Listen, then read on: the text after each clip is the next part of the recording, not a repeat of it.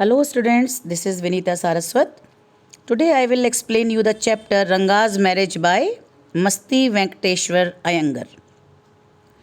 There is a character in this chapter Ranga. Ranga hails from Hosahalli, a village in Mysore. Like many other cultural aspects artistically portrayed by the author, the custom of child marriage too is typical to this village. 10 years ago, when the village accountant sent his son Ranga to Bangalore for studies, the situation in the village was different. People never used to use English word. The author was not in favor of using words while talking in Kannada or mother tongue. But now they do it with an abominable pride.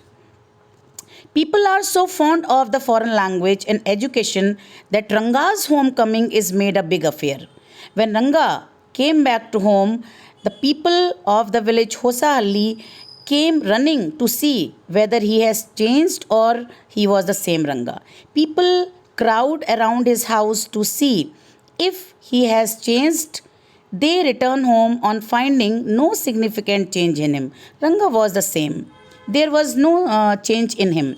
The narrator is particularly happy to find the boy still quite cultured as he respectfully does namaskara. He was not like the present day boys. The narrator spontaneously blesses him, saying, "May you get married soon." But the boy is not ready for marriage. Actually, Ranga had two conditions for getting married. First, the girl should be mature, and the second one, that the person should get married to a girl whom he should admire. He says, he is of the opinion that one should better remain a bachelor than marry a young girl, as the custom of the village is. So he wants a mature girl. The narrator is disappointed to hear this. But as he sincerely wants Ranga to get married and settled, he takes a vow to getting him married.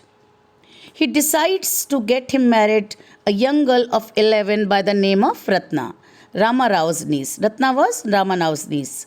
Actually, Ratna's parents, they had died, so she came to live with Rama Rao, who has of late came to Hosahalli to stay for a few days. Now the narrator plans to make the prospective bride and the bridegroom meet each other.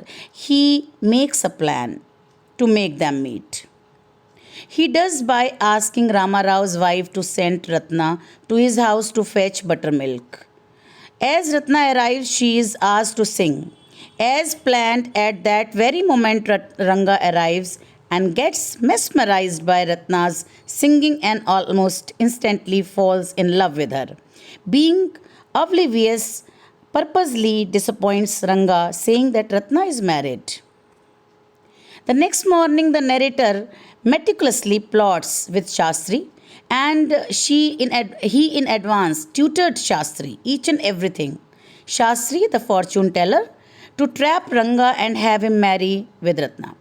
He tutors him in what is to be said and done when he will bring the boy to him. Shyama asks Shyama, the narrator, if there is any chance of negotiations of marriage with Ratna bearing any fruit, to which Shastri answers in the affirmative, as he was already tutored. But once again, the narrator pours water on Ranga's hopes by saying that Ratna is married. On the way, the narrator enters Rama Rao's house and comes out of the house to inform Ranga that Ratna is unmarried. And the previous information about her marriage was wrong. Now, visibly elated, Ranga's joys have no limits. Ranga was very happy.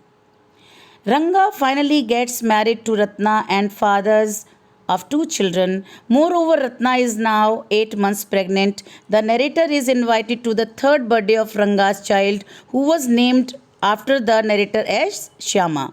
On finding this, the narrator mildly chides Ranga. Chides means scold, saying that he knows that it is the English custom to name the child after someone one likes.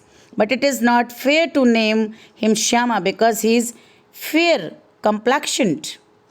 All said and done, it is interesting to find how Ranga forgets what he learned about happy marriages in cities and gives in to the far deeper influences that the village customs and traditions have on him.